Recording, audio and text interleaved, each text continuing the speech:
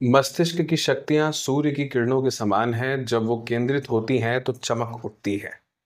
नमस्कार दोस्तों, मेरा नाम मोहित है और आपका स्वागत है मासाब ऑनलाइन के इस प्लेटफॉर्म पर, जहां पर हम आज करंट अफेयर्स की चर्चा करने वाले हैं 16 अक्टूबर 2024 के लिए।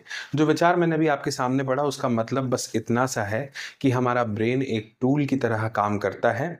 अगर हम खाना खाते समय हमारा पूरा ध्यान सिर्फ भोजन पर लगाएंगे, टीवी देखते समय हमारा पूरा ध्यान सिर्फ टीवी पर होगा, हम किसी विषय पर जब अपने दोस्तों के साथ बातचीत कर रहे हैं, जब हम दोस्तों के साथ हैं और हम पूरी तरह से अगर दोस्तों के साथ रहें, यानी मस्तिष्क ज़हनी तौर पर भी और शारीरिक तौर पर भी, तो आप समझिएगा कि आपके दिमाग को आप एकाग्र होने की आदत डाल रहे हैं। जब आप सड़कों पर कभी चलें, घूमें, तो पूरा ध्यान वही रखिए। बीच में कुछ और बातें सोचने का प्रयास मत कीजिए।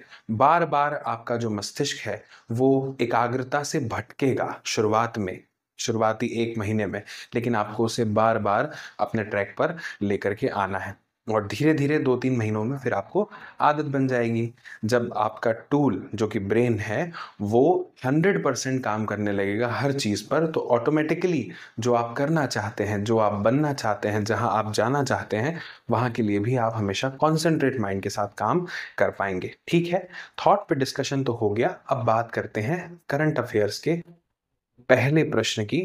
पहला बहुविकल्पीय प्रश्न जो हमारे सामने है,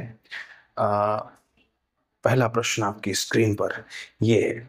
भारत और अमेरिका के बीच 31 MQ-9B प्रेडेटर ड्रोन की खरीद के समझौते में कौन सा अतिरिक्त अनुबंध शामिल है? क्या है ना कि भारत ने ये जो नाम यहाँ पे लिखा हुआ है 31 MQ-9B प्रेडेटर ड्रोन, इसकी खरीदी अमेरिका से की है अपनी जो रक्षा व्यवस्था है उसको और ज्यादा मजबूती प्रदान करने के लिए।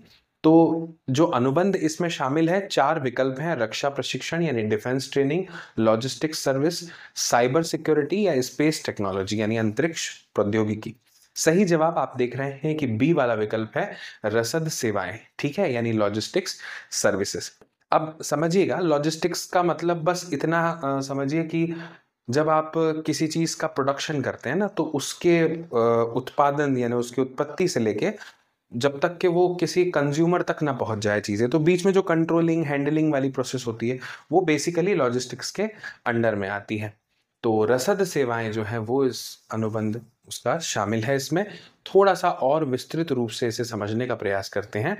इस सौदे में ड्रोन के प्रदर्शन आधारित रसद, परफॉर्मेंस बेस्ड लॉजिस्टिक्स के लिए एक अलग अनुबंध भी शामिल है और यह अनुबंध भारत में ड्रोन के रखरखाव और उनकी सेवाओं की निरंतरता सुनिश्चित करेगा। और ये भी लाइन यहाँ पे लिखी हुई है कि ड्रोन के संचालन को बनाए रखने के लिए लॉजिस्टिक्स सपोर्ट बेहद महत्वपूर्ण होता है। ठीक है, ओके। अब हम आगे बढ़ते हैं, बात करते हैं हमारे दूसरे प्रश्न की। दूसरा प्रश्न जो है वो क्या है? दूसरा प्रश्न है कि अंतर्राष्ट्रीय अंतरिक्ष यात्री कांग्रेस यानी IAC 2024 की थीम क्या है? What is the theme of international astronautical Congress IAC 2024? 4 option आपके सामने है। ए, अंतरिक्ष में सहयोग यानी कॉपरेशन इन स्पेस। दूसरा है बी, चंद्रमा और मंगल की खोज यानी exploration of the moon and Mars.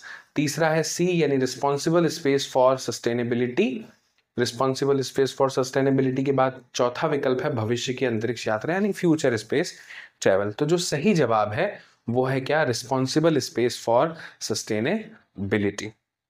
ध्यान रखिएगा, IAC 2024 का ये थीम है और इसी थीम का उद्देश्य जो है, इस थीम का, वो अंतरिक्ष प्रौद्योगिकी के विकास को पर्यावरणीय संतुलन के साथ समन्वित करना है। आप जानते हैं कि जो भी काम हम कर रहे हैं राष्ट्रीय स्तर पर, अंतर्राष्ट्रीय स्तर पर, उसमें अब हम थोड़ा सा जागरूक होते हुए पर्यावरण के संरक्षण को भी शामिल करते हैं कि हमारे किसी मिशन से, हमारे द्वारा किए गए किसी कृत्य से पर्यावरण को हानि ना पहुंचे।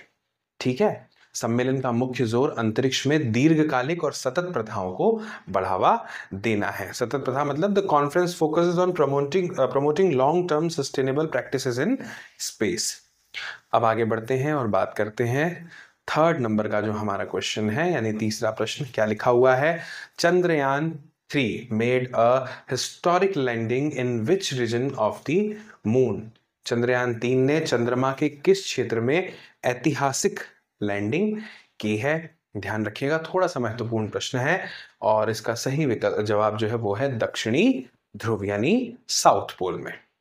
इसका थोड़ा सा विस्तार समझिएगा कि दक्षिणी ध्रुव के पास में इसने सफलतापूर्वक जो है वो लैंडिंग की है और ये क्षेत्र अब तक के मानव युक्त या रोबोटिक मिशनों के लिए कम खोजा गया था। मेरे ख्याल से ये दक्षिणी ध्रुव पर लैंड करने वाला पहला जो है चंद्रयान-3 ही है और चंद्रमा के इस क्षेत्र में संभावित जल स्रोत होने की संभावना है, जिससे भविष्य के मिशनों को सहायता मिल सकती है। ठीक है, आगे बढ़ते हैं और बात करते हैं प्रश्न क्रमांक 4 की। लिखा है, बृहस्पति के चंद्रमा यूरोपा पर जीवन के लिए संभावनाएं किसके कारण मानी जा रही है? What is believed to be the reason for potential life on Jupiter's moon Europa? इसके भी 4 विकल्प हैं। सही जवाब बी वाला है, यानी सब सरफेस ओशियन यानी उपसतह महासागर जो है वो बृहस्पति के चंद्रमा यूरोप पर जीवन के लिए वहां पर संभावना इसी वजह से मानी जा रही है। आपको तो पता है जल ही जीवन है ना। अब इसका थोड़ा सा विस्तार समझिए कि यूरोप के उपसतह महासागर को जीवन के लिए संभावित जो है वो स्थान माना जाता है। इस महासागर को बर्फीली सतह के नीचे छिपा हुआ माना जा रहा है और वैज्ञानिकों का मानना है कि यहाँ जीवन को सहारा देने के लिए आवश्यक तत्व हो सकते हैं। ठीक है, जो भी प्राकृतिक संभावनाएं हमें चाहिए जीवित रहने के लिए वो वहां पर उपलब्ध हो सकती है।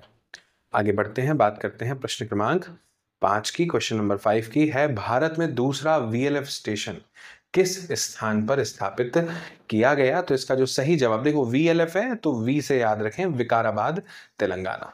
ठीक है, अब थोड़ा सा इसका विस्तार समझने का प्रयास कीजिएगा कि भारत का दूसरा VLF यानी बहुत कम आवृत्ति वाला जो स्टेशन है तेलंगाना के विकाराबाद में स्थापित किया गया। यह स्टेशन नौसेना के सुरक्षित और वास्तविक समय संचार को सुनिश्चित करेगा। आपको तो पता है कि जो नौसेना होती है उसमें क्या होता है ना कि समय पर पहुंचने का कितना बड़ा महत्व है किसी भी क्षेत्र में, तो वास्तविक समय संचार को ये सुनिश्चित कर पाएगा यानी रियल टाइम। ठीक है, और इसमें से भारत की जो समुद्री रक्षा प्रणाली है ये और ज्यादा क्या हो जाएगी, स्ट्रांग हो जाएगी, मजबूत हो जाएगी। ठीक है, वेरी लो फ्रिक्वेंसी होता है VLF का मतलब यानी फुल फॉर्म। प्रश्न क्रमांक 6 पर आते हैं। लिखा है, which city hosted the 75th international astronautical Congress यानी IAC? 75वीं अंतर्राष्ट्रीय अंतरिक्ष यात्री कांग्रेस यानी IAC का आयोजन जो है वो कौन से शहर में हो रहा है? और 4 ऑप्शन जो है, पेरिस, न्यूयॉर्क, मिलन, टोक्यो। तो इसमें जो मिलान है वो आपका सही जवाब है यानी सी वाला। थोड़ा सा विस्तार समझिएगा। 75वीं अंतर्राष्ट्रीय अंतरिक्ष यात्री कांग्रेस IAC इटली के मिलान में आयोजित हुई और इस कार्यक्रम में 10,000 से अधिक अंतरिक्ष विशेषज्ञों ने क्या लिया है, पार्टिसिपेट यानी भाग लिया है। सम्मेलन का जो उद्देश्य है वो क्या है, अंतरिक्ष विज्ञान और तकनीकी नवाचारों पर चर्चा करना। ठीक है, ओके, आगे बढ़ते हैं, बात करते हैं 7वें प्रश्न की। देखिए ये भी थोड़ा सा इंपॉर्टेंट है। MQ-9B प्रेडेटर ड्रोन किस प्रमुख कार्य के लिए जाने जाते हैं? किस चीज के लिए जाने जाते हैं? तो 4 जो विकल्प आपके सामने हैं यानी निवारक आक्रमण, मानव अंतरिक्ष मिशन, जलवायु अनुसंधान या निगरानी और खुफिया जानकारी जुटाना। तो थोड़ा सा सोच के देखिए, ड्रोन की हम बात कर रहे हैं तो वो ड्रोन का प्रयोग सामान्य तौर पर किस चीज के लिए किया जाएगा? मानव अंतरिक्ष मिशन में तो नहीं कर सकते, ड्रोन स्पेस में कैसे पहुंचाएंगे, सोच के देखिए, है ना। जलवायु अनुसंधान के लिए भी इसका कोई बहुत ज्यादा खासा प्रयोग हम नहीं कर पाएंगे, है ना। लेकिन जो निगरानी और खुफिया जानकारी जुटाना है इसमें हम इसका प्रयोग कर सकते हैं। थोड़ा सा अगर हम यहाँ पे लॉजिक लगाएं तो हम इसके सही प्रश्न तक अपने आप इसके सही विकल्प तक पहुंच जाते हैं। ठीक है, थोड़ा सा विस्तार अगर हम इसका देखना चाहें तो वो कुछ इस प्रकार है कि खुफिया जानकारी जुटाने और निगरानी के लिए ये जाने जाते हैं MQ-9B प्रेडेटर ड्रोन मुख्य रूप से। और ये ड्रोन उच्च रिजोल्यूशन कैमरों और सेंसर से लैस होते हैं। इसका जो कैमरा है वो उच्चतम गुणवत्ता का रिजोल्यूशन का होता है और जो दूरस्थ क्षेत्रों में संचालन आसानी से कर लेते हैं और इसके अलावा इन्हें हमले और लक्ष्य निर्धारण के लिए भी उपयोग किया जा सकता है। ठीक है, अब हम आगे बढ़ते हैं और आज के हमारे सेगमेंट का जो अंतिम प्रश्न है जो है प्रश्न क्रमांक 8, उसकी हम बात करते हैं। क्या है प्रश्न क्रमांक 8? प्रश्न क्रमांक 8 है, यूरोप क्लियर मिशन किस प्रकार की ऊर्जा का उपयोग करता है? इसके जो 4 विकल्प थे, कौन कौन सी एनर्जीज होती हैं, न्यूक्लियर, सोलर, विंड और हाइड्रोजन। तो इसमें जो सोलर एनर्जी यानी सौर ऊर्जा है वो हमारा सही विकल्प है। थोड़ा सा अगर इसका हम विस्तार देखना चाहें तो वो कुछ इस प्रकार है कि यूरोपा क्लियर मिशन और सौर ऊर्जा का उपयोग करता है। यह अंतरिक्ष यान सौर पैनलों से ऊर्जा प्राप्त करता है जो इसे लंबे समय तक अंतरिक्ष में संचालित रहने में मदद करते हैं। जितने भी जो अंतरिक्ष यान है, सोलर पैनल्स हैं, उनसे ये जो है एनर्जी गेन करता है। ठीक है, यूरोपा क्लिपर की बात हो रही है और मिशन का जो उद्देश्य है वो बृहस्पति के चंद्रमा यूरोपा पर संभावित जीवन के संकेतों की जांच करना है। ठीक है, मैंने जानबूझ करके एक खबर पर एक जो जानकारी है उस पर लगभग 2 आप देखेंगे कि एमसीक्यू बनाए हैं ताकि चीज़ें जो हैं वो और विस्तृत ढंग से एक रिवीजन फॉर्मेट में आपके पास में उपलब्ध हो जाए। अगर आप चाहते हैं कि ये पीडीएफ आपको मिल जाए तो इसके लिए आपको बस इतना करना पड़ेगा कि ये जो वेबसाइट आप स्क्रीन पे नीचे देख रहे हैं शिक्षास्त्र.com का जो एड्रेस लिखा हुआ है, ये आपको गूगल पे सर्च करना है, टाइप करना है और वहाँ पे आपको इसका जो पीडीएफ है वो मिल जाएगा। ठीक है, आप अगर अच्छे से तैयारी करना चाहते हैं, आगे बढ़ना चाहते हैं, तो मैं यही कहूँगा कि अपना जो टाइम है, टाइमिंग शेड्यूल उसको सेट कीजिए, प्रॉपर रिवीजन कीजिए। रिवीजन करना बार बार आप ध्यान रखिएगा कि आपके ब्रेन सेल्स को एक्टिवेट करता है और वो बताता है कि आप कहाँ पहुँचना चाहते हैं। ठीक है, तो आप ज़्यादा से ज़्यादा रिवीजन करिए, जितना ज़्यादा हो सकता है बार बार चीज़ों को पढ़ने समझने का प्रयास कीजिए। हम जल्दी मिलेंगे अगले वीडियो में। अगर अभी तक आपने इस चैनल को सब्सक्राइब नहीं किया है तो इसलिए कर लीजिए क्योंकि ऐसे ही हम इंफॉर्मेटिव वीडियोस आपके लिए लाते रहेंगे। कोई डाउट, दिक्कत, परेशानी, दुविधा, बाधा, झंझट, समस्या हो तो कमेंट बॉक्स में कमेंट करके ज़रूर बताइएगा। नमस्कार, जय हिंद।